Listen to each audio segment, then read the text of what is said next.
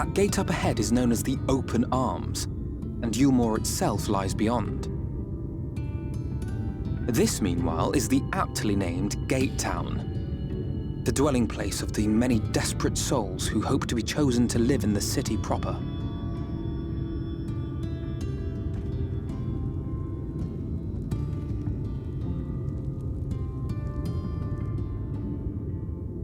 Ah, I thought I recognized you. Brought a new friend, eh?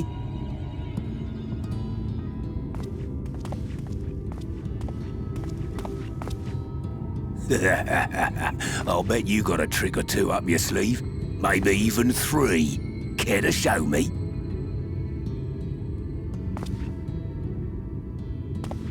He's not here to compete. Leave him be. What? I was only making conversation.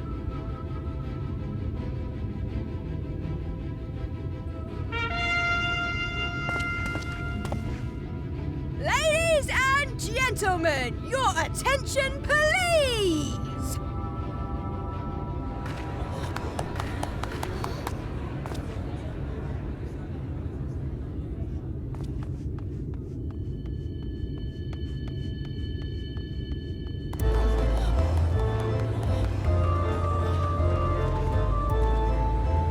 Greetings to our hopeful petitioners, one and all!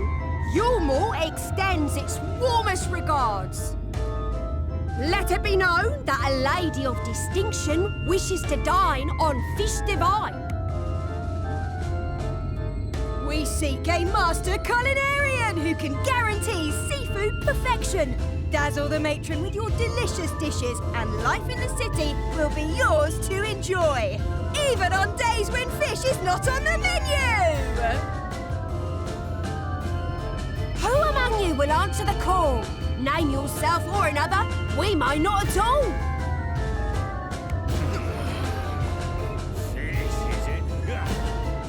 Was there anyone? What about that girl? Do you recall how I said Yulmore was a center of power and authority? Well, that is not the only reason for its fame. It is also known as the City of Final Pleasures. The noble and the wealthy who survived the flood gathered here to live out the rest of their days in decadent abandon. A poor man could sooner pass through the Iron Needle than Yulmore's gates. The only way the common folk can enter this perverted paradise is if they fulfill the whim of one of the privileged, and so they are picked over like market produce.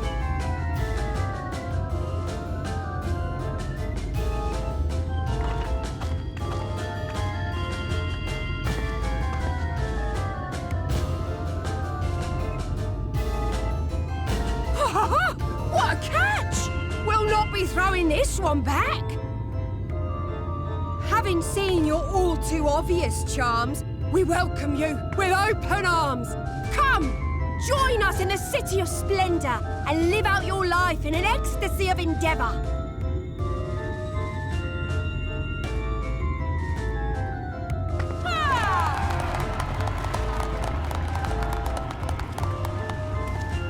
Oh, just look at those expectant faces. What could you possibly be waiting for? Well, what have we here? An extra share of meal to celebrate our newest resident!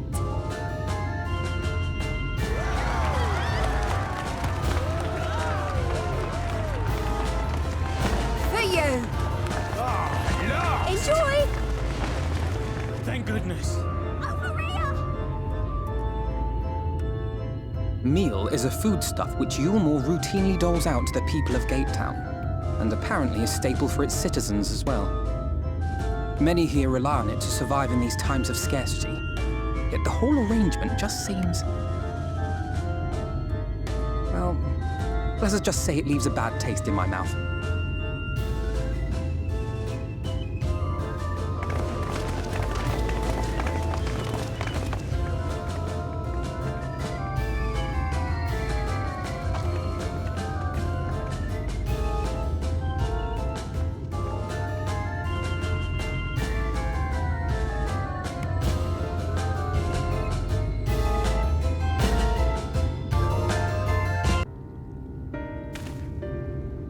there you are.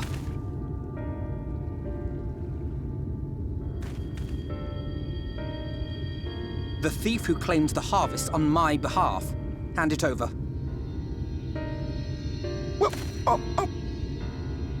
forgive me. I have to get into the city.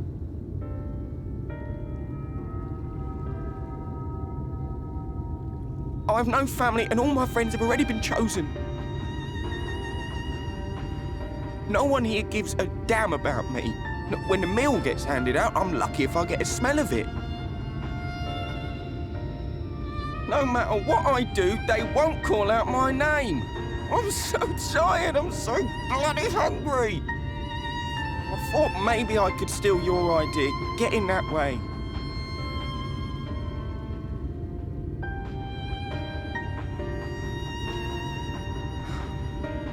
What is your name? Caixa. Tell me then, Caixa, must it be Yulmore or nothing? What of the Crystarium? They may not offer charity, but you would be fairly compensated for any work you did. No, it has to be Yulmore. That's where all my friends are. We made a promise that we'd live together in paradise.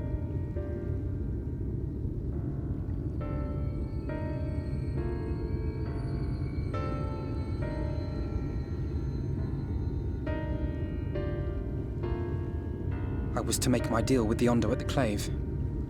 Listen carefully, and I shall tell you my plans for the business, and how best to arouse the Yulmoran's interest. You'll give me your place? Just like that? I'm giving you a chance, nothing more. What comes of it is entirely up to you. I understand. Oh, thank you, thank you!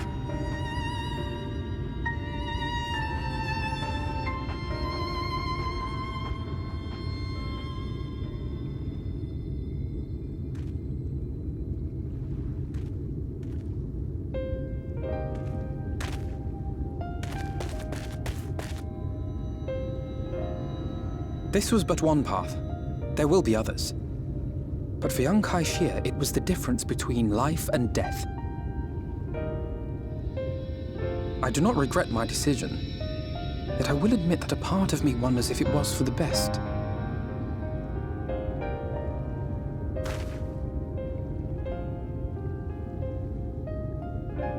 We strive to bring swift salvation to this world, that countless lives might be saved, not least your own. Even if it came at the cost of one man, should I have forged on regardless?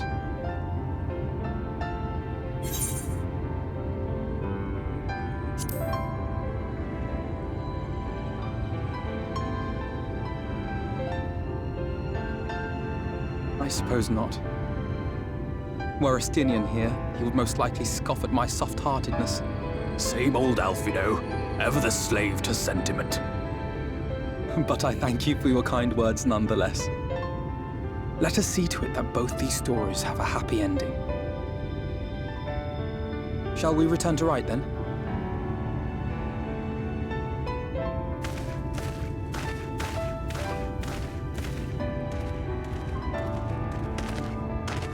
Is that?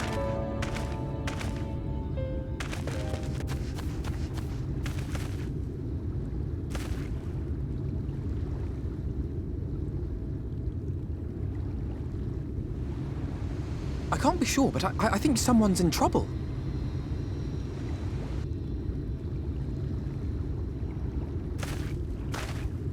Come on, they may need our help.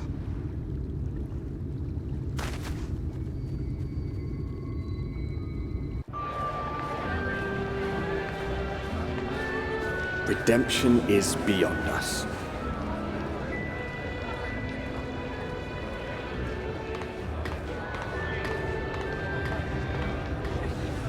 The lament of all but saints and fools, and the comfort of the lords and ladies of this accursed place.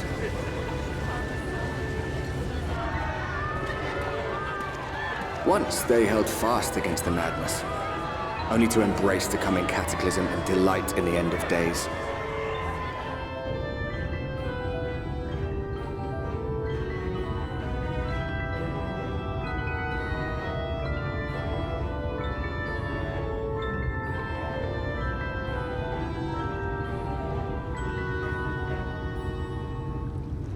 Perhaps in rapture they seek to lose themselves and the misery they share. Or perhaps for them alone, the promise of eternal pleasure really does hold true.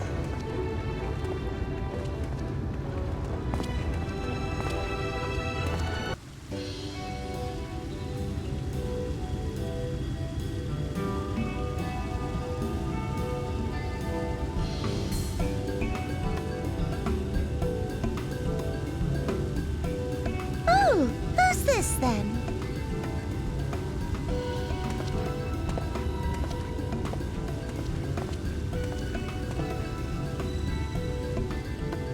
Lord and Lady Chai, pray forgive our intrusion. I am given to understand you were in search of an artist. Ah, you must be the new, Oh, goodness me! What an adorable boy! That silken hair, those pearly cheeks, oh, and you even smell wonderful, like a bed of flowers.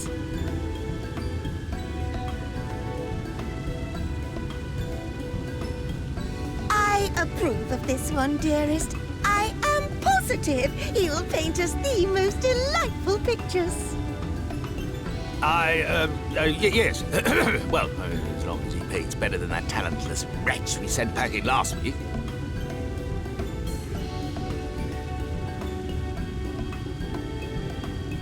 Wonderful, wonderful!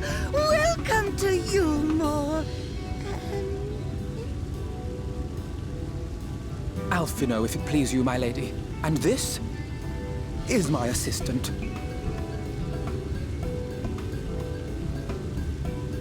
Your assistant? I've heard of folk bringing in family members, but this seems a bit irregular. Aren't you a little young to have a protege? We are family in all but name, my lord. Though we share no blood, we have stood by each other through life's many challenges, resolved to prevail together or not at all. Of all people, 'tis he who best understands my work. With his unique insight guiding my hand, the art I create is sure to satisfy your expectations. Once the picture is begun, of course, I shall have no need of constant encouragement. And so I wondered, rather than him being in your way, might it then be permissible for my assistant to explore the city he has so longed to see? Out of gratitude for his priceless contribution to my art, I thought it only fair that I make this humble request on his behalf.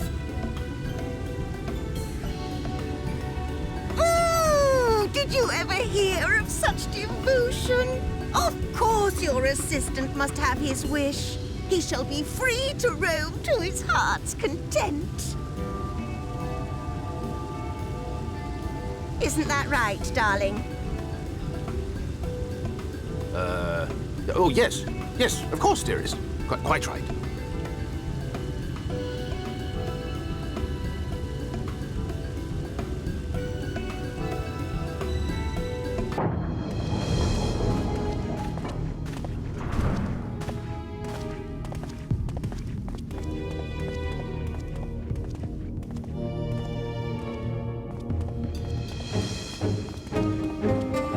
That's him.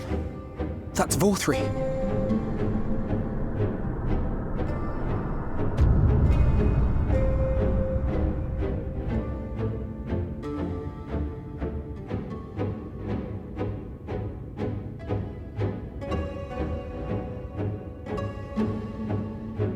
He's attended by sin eaters. But how does he keep them from attacking? Mercy! Mercy!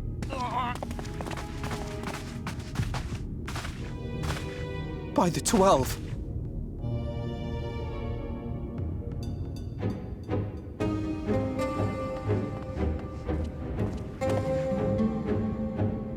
Caixa, what happened to you?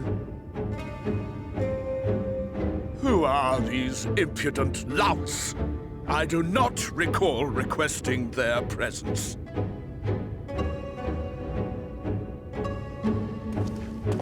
Lord Dvortri, what is the meaning of this? Why is this poor man bleeding to death on your floor?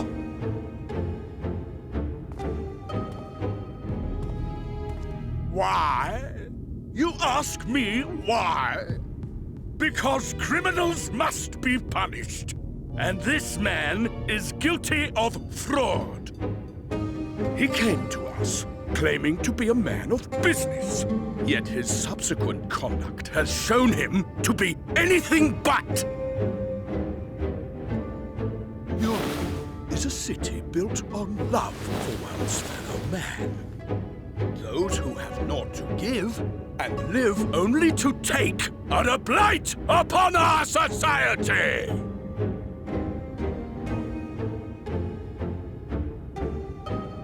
To atone for this crime, I ordered that he fling himself from the balcony. And he had the temerity to weep. Please, my lord, anything but that. What then is a man of mercy to do, but offer the sinner another way to show his contrition? Another way? Meaning what exactly?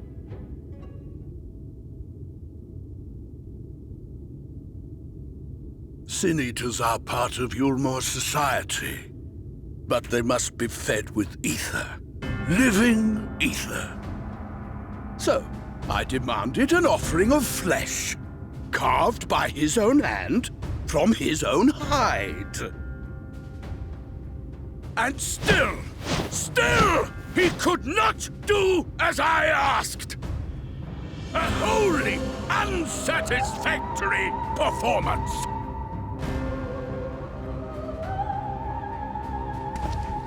It is true that Caixa won his place here by fraud, but his actions were driven only by a desire to share in your paradise.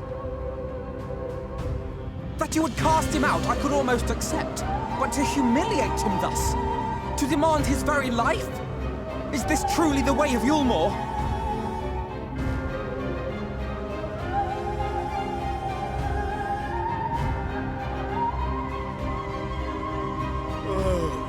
Dim, deluded child. Have you ever paused to consider what it takes to maintain such a paradise in this barren, broken world of ours?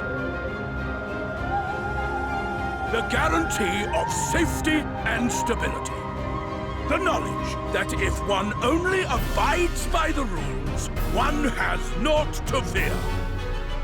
I alone can offer these things, for I alone can command the Sin-Eaters. And thus am I alone the voice of justice, and any who oppose me, villains to be punished.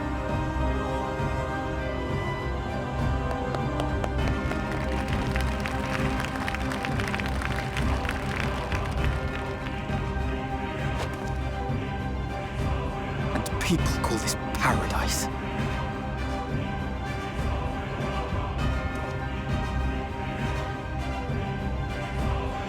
You were granted a place in my city for a particular skill. What was it? Painting. Oh, an artiste! Then you shall paint a picture for me of Yulmore. If I find your art pleasing, then I may excuse this display of insolence.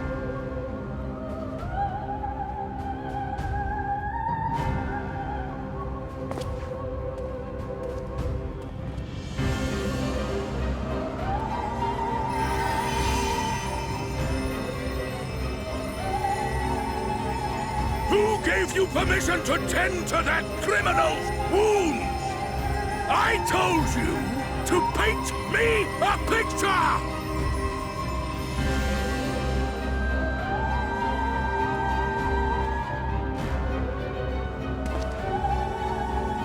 What you need is a mirror, not a painting. It will capture the horror I see before me far better than I ever could.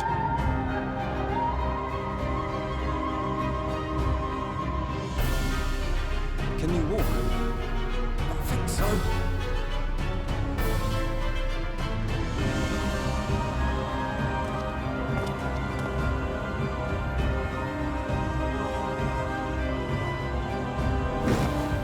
Did that little worm just insult me?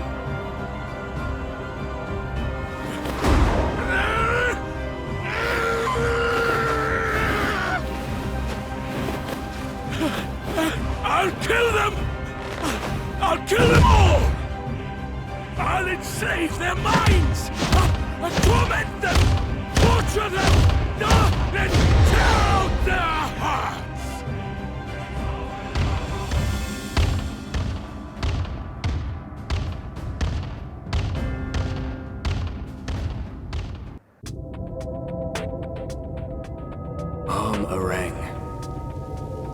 From this parched earth, the nation of Nabath, Arang, once rose.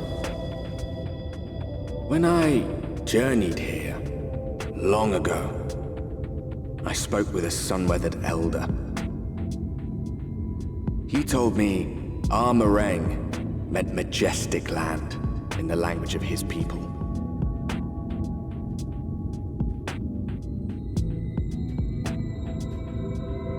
And so it might still be, were it not for the light's unrelenting onslaught.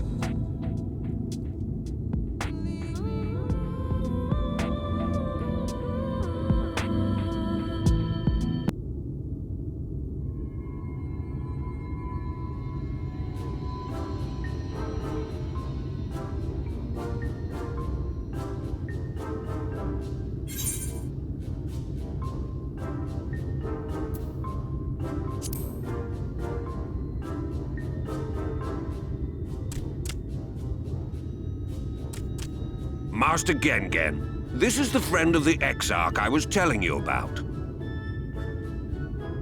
Very good, very good. Though friend or no, all are welcome in Mordsook. Souk is Mordish for city.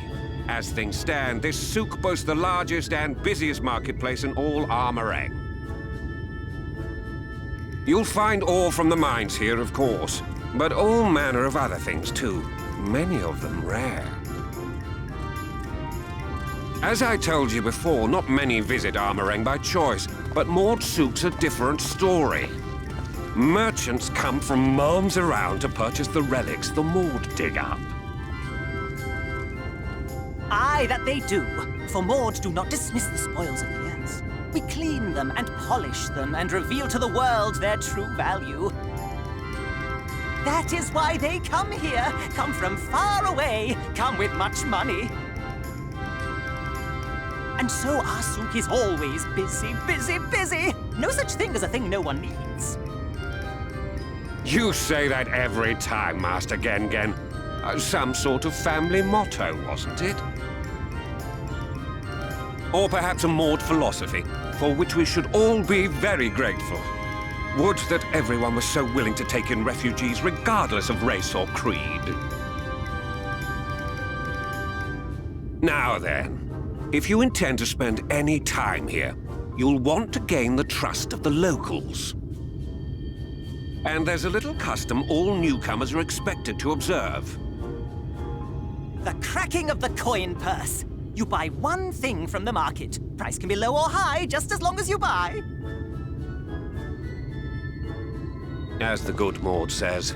In fact, the Exarch sent a little something to cover this very expense. A Verbert gold piece, no less. The first I've held in years. Verbert gold? Real Verbert gold?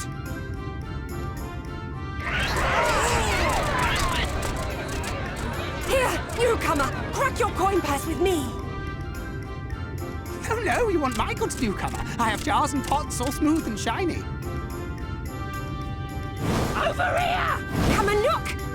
You buy, you buy.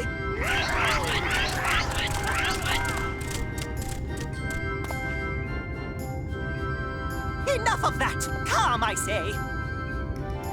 This one must still journey through the barrens. Nothing bulky, nothing heavy, no pots.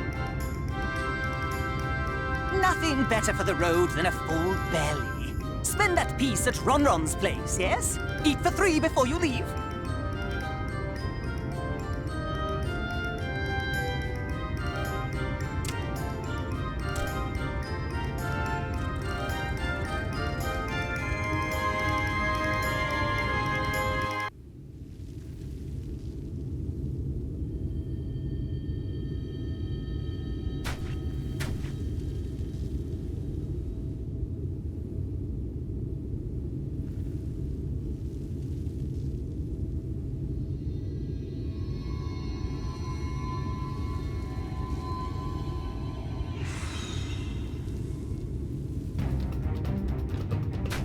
Get back here!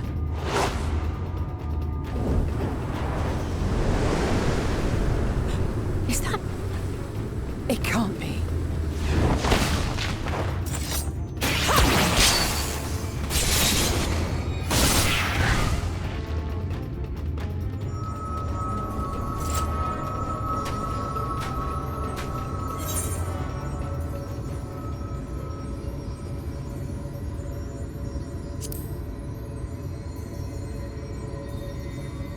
Just a lesser sin eater. Nothing to write home about. I knew you'd turn up sooner or later, but I had been hoping for sooner.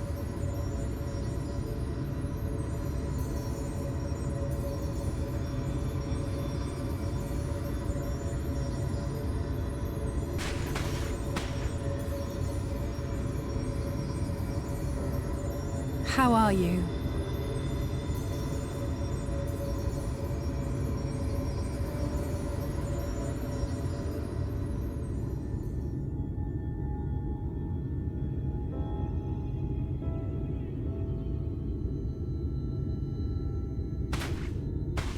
We fought them to a standstill, then?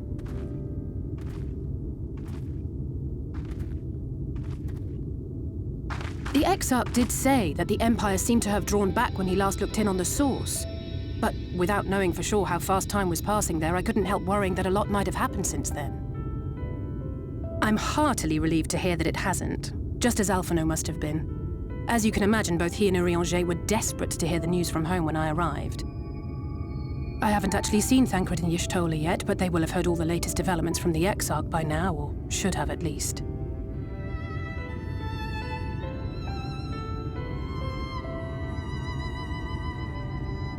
When I think of how frantic Tataru and the others must be, I want nothing more than to rush back and reassure them. But we still haven't found a way to reverse the summoning. And even if we had, we couldn't just ignore Urianger's vision. He may use 10 words where 1 would suffice, and they may often obscure as much as they reveal. But on this matter, he was as clear as day. I do not doubt for one moment that he saw what he claims. Nor how difficult it must have been to speak about them. The 8th Umbral Calamity and your death aren't exactly topics for idle conversation. As much as I might want to go home, I don't want to go home to that. We can't allow the rejoining to happen, which means we have to save the first from the Sin Eaters.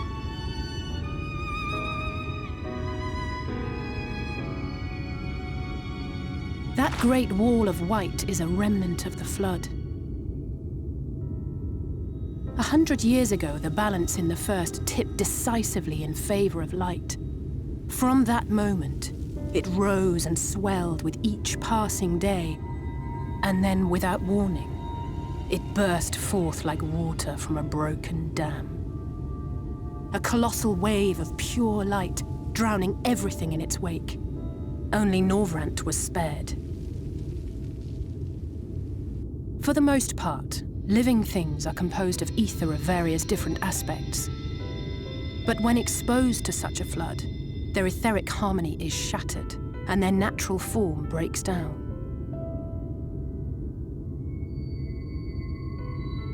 Then they either perish, or are warped into mindless abominations.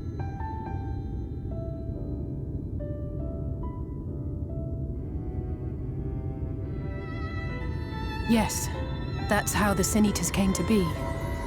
They were once living creatures, or people, that were caught in the path of the flood. Once the change is wrought, there is no going back. In that instant, they are gripped by an insatiable appetite for ether, and will happily gorge themselves on any living thing within reach. But even that is not the worst of it. The stronger Sin Eaters can plant light in us, like seeds in soil, corrupting our ether and triggering the birth of new monstrosities. They are creatures of base instinct that exist only to feed and to multiply. They feel no pity, know no remorse, and are utterly deaf to reason, which is why they must be destroyed. Every last one of them. The infirmary is full of the Sin Eaters' victims, left here to spend their final hours waiting for the change to overtake them.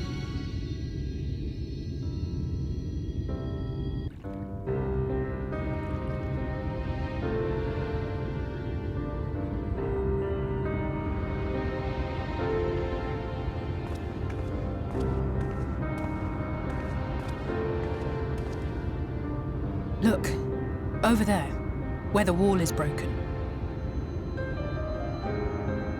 Do you see what lies beyond? That's what the land became after the light flooded in. An empty, white nothingness. Life cannot exist in such conditions. The primordial light would wreak havoc on the body's etheric balance.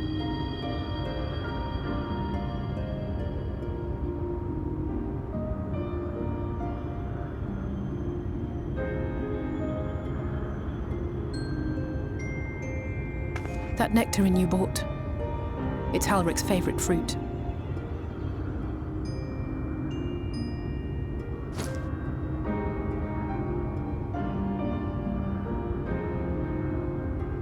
Most of the patients, Halric included, survived the attacks of powerful eaters. But their fate was sealed all the same. The monster's corruption has entered their bodies, and their very essence is being subsumed by light. The twisted state of the world itself just makes matters worse.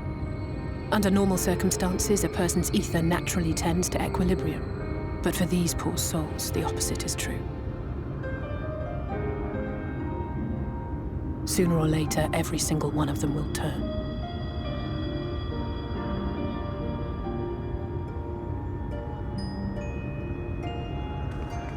Tesleen and the patients, they all know this.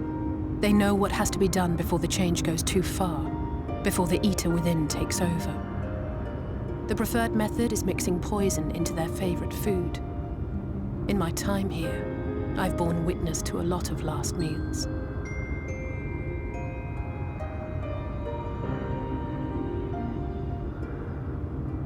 I feel just as helpless as before. No matter how hard I fight, it's never enough.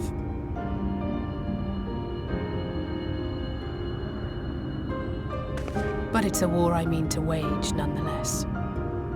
Speaking of wars, do you remember how I made you promise not to leave me and then promptly collapsed? Well, let's just say I had a few choice words for the Exarch concerning the timing of his summons.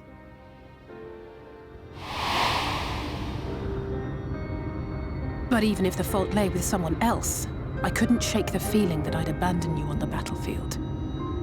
So I swore that I'd make up for my absence there by making a difference here. And that's what keeps me moving forward, even when things seem hopeless.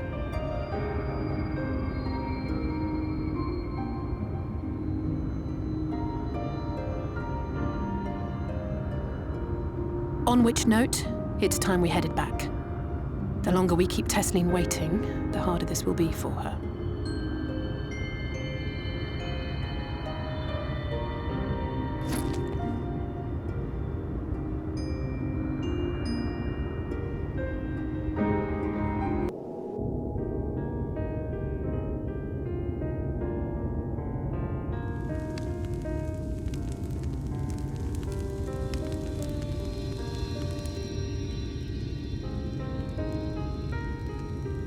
Speak up if you'd like another helping. I made a little bit more than usual today. And you've added something special to the broth, if I'm not mistaken. Aye, well, it's not often we have visitors from the Crystarium, so I may have thrown in a few extra bits and bobs.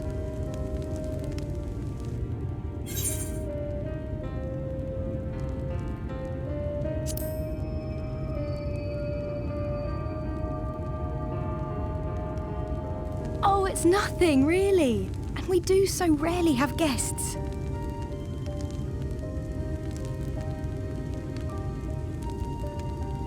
In a place like this, you learn to take what moments of happiness you can get.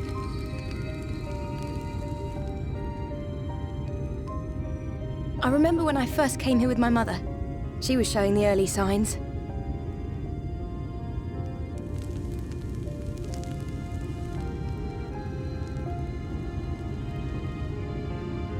I knew there was no way to save her, but I just couldn't face what needed to be done. That's the way of it for most people. Why they travel from arms to stay here. Beaten, broken souls come to wait out the inevitable, to receive the mercy of a painless death.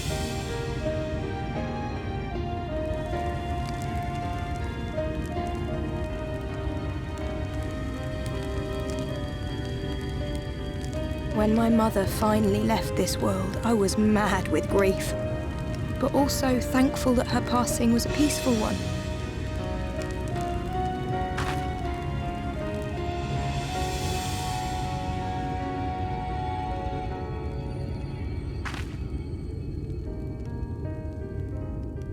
It's never easy, ending a life you've cared for, even when you believe they go on to a better place.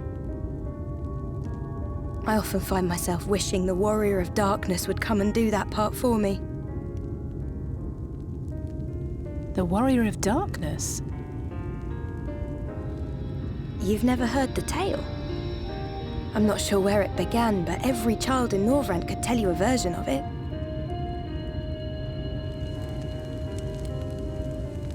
Warrior of Darkness, servant of death, take care of our souls at our dying breath.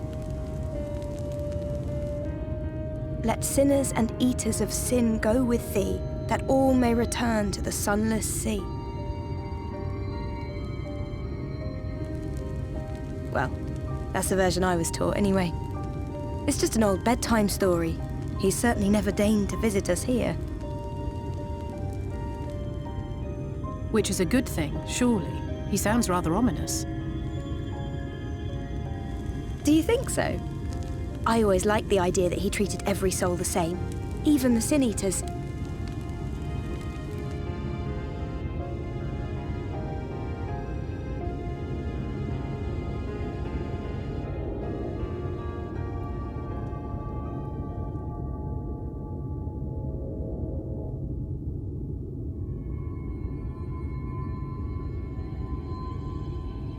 They're coming. Desleen!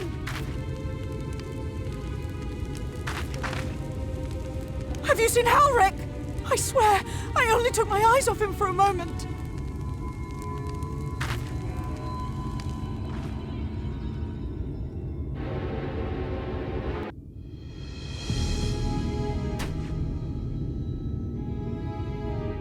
Any sign of him?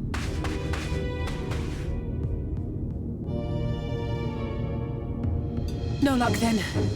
But he surely can't have gone far. We should keep looking. The Sin Eaters are out in force, and if we don't find him soon, you can be sure they will.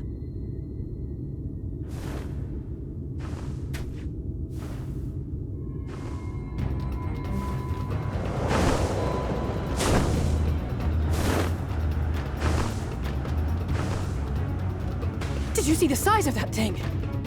It must be one of the nasty ones. Wherever it's going, it can only mean trouble. After it!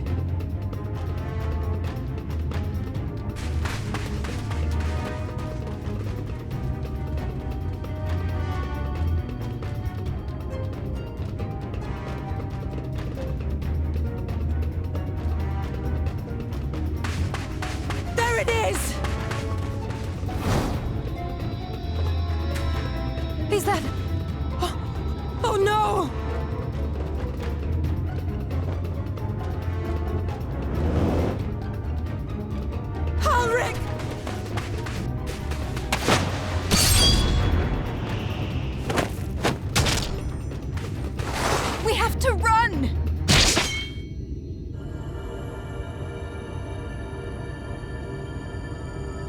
Tesleen! No!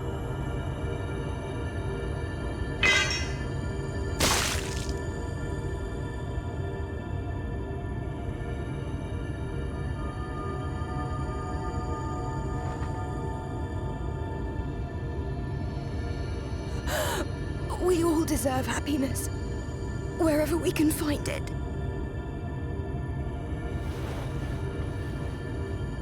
The time left to you is precious. No one should die in vain. Mother, I...